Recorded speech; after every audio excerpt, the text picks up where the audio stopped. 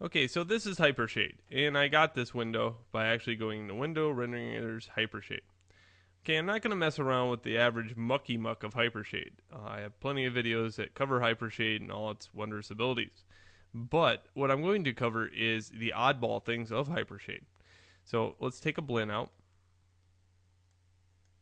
Okay, and let's take another blend. All right, sometimes you see a lot of people plugging in textures to these, but you don't have to plug in textures. There's all kinds of other things evolved into Hypershade.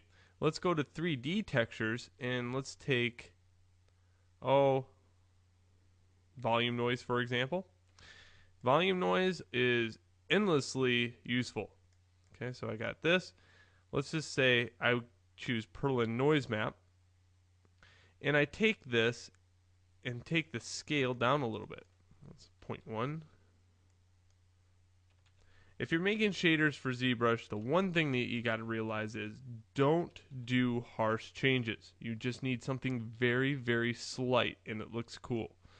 Okay, so this blend, let's take its color and ramp it to maybe, a dark green, like a sap green.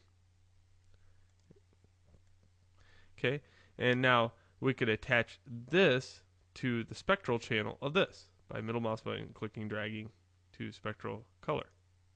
Okay, and you can see it's got all this variation in it. Okay, and then I can middle mouse button click and drag it over to the ball. Just like that. So what you should do is, when you get done, and you see I have 512 by 512. For the purpose of this video, in here, I've changed this to 512 by 512 just for speed. And actually, this turns out really well in ZBrush too. You don't need a whole lot of resolution. Remember, that ball is like super tiny in ZBrush. So, what I would do is just click render. And I've already rendered a couple for the video purpose, so I'm just going to hit escape on the keyboard to stop that render. When you get done, you save the image somewhere on your hard drive as a PSD file. And PSDs are located under here. Okay. So what I did, I saved out two of these. I saved a darker version, and all I did was change this color here by ramping this up. So I got a darker version and a lighter version. Let's see what else.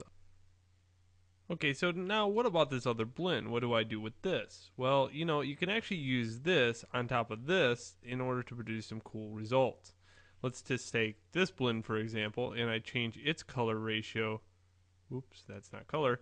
Color ratio to like a light blue. I can actually middle mouse button click and drag this one over and attach it to like reflected color. So now I get the noise running the show as far as the reflectivity in this, using this to actually kind of change the reflective color. Now, what's the difference between just using this and just using a blue for the reflected color? Well, this has a spectral highlight on it, and this also has a spectral highlight. So I can take down this spectral ability, and I have a large play over its eccentricity and its spectral roll off this way. So just kind of know that, if you want very slight things to occur, sometimes it's really easy to use another material rather than just, a bold texture.